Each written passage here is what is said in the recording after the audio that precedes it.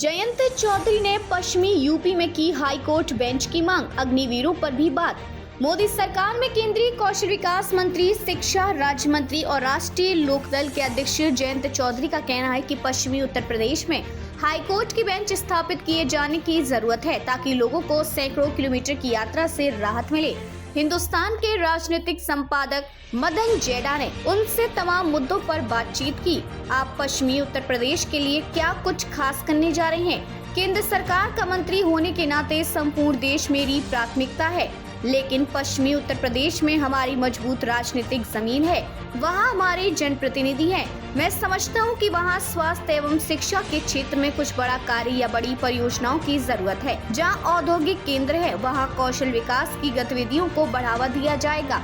हाल ही में चौधरी चरण सिंह विश्वविद्यालय में एक बैठक के दौरान यह बात सामने आई कि पश्चिमी उत्तर प्रदेश के कई जिलों में जन शिक्षण संस्थान नहीं है, इसकी समीक्षा की जा रही है।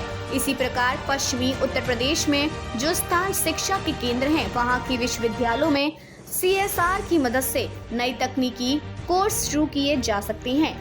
अभी भी यह कह सकता हूं कि जब भी मेरी मेज पर बागपत, मेरठ, मुजफ्फरनगर या मथुरा से जुड़ी कोई फाइल आएगी, उसे मंजूरी में देर नहीं लगेगी। कौशल विकास कार्यक्रम के तहत अब तक कितने लोगों को प्रशिक्षण दिया गया है और कितने लोगों को रोजगार मिला है? प्रधानमंत्री कौशल विकास योजना के तहत अब तक 1.48 करोड़ को प्रशिक्षण दिया गया है। इनमें से करीब 50% ऐसे लोग हैं जो पहले से ही कोई कार्य कर रहे थे और उनके कौशल को बढ़ाने या स्किलिंग के लिए उन्हें प्रशिक्षण दिया गया। जिन नए लोगों को प्रशिक्षण दिया गया है, उनसे 41% लोगों को 3 महीने का प्रशिक्षण पूरा होने से पहले ही नौकरी मिल गई है। जिन लोगों को प्रशिक्षण पूरा होने के बाद नौकरी मिली, उसके आंकड़े एकत्रित करने का कोई जरिया नहीं है। इसी प्रकार जो लोग वोकेशनल अध्ययन कर रहे हैं, उनमें से 63% को नौकरी हासिल हो रही है। अग्निवीरों को प्रशिक्षण के लिए कोर्स कब तक तैयार होंगे? तीनों सेनाओं के अग्निवीरों को कौशल प्रशिक्षण के लिए हमारे कोर्स तैयार हो चुके हैं तथा उसका क्रियान्वयन भी शुरू हो चुका है। अग्निवीर जब सेवा पूरी कर निकलेंगे तो कौशल विकास का प्रमाण पत्र उनके पास होगा। विपक्ष का आरोप है कि सरकार कौशल विकास कर रही है लेकिन नौकरी सृजित नहीं कर रही है। हमारी कौशल विकास की योजनाएं रोजगार से जुड़ी हैं।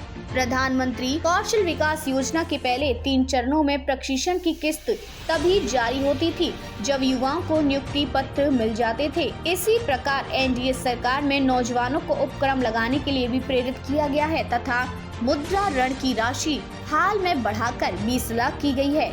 युवा आबादी बहुत बड़ी है, इसलिए चुनौती जरूर है, मैं इसे स्वीकार करता हूँ। आखिरी सवाल, वक्त कानून में संशोधन विधेयक पर आपकी पार्टी का क्या रुख है? विधेयक JPC का चला गया है, संसदीय प्रक्रिया आगे चलने दीजिए, हमारी पार्टी भी इस पर विचार करेगी।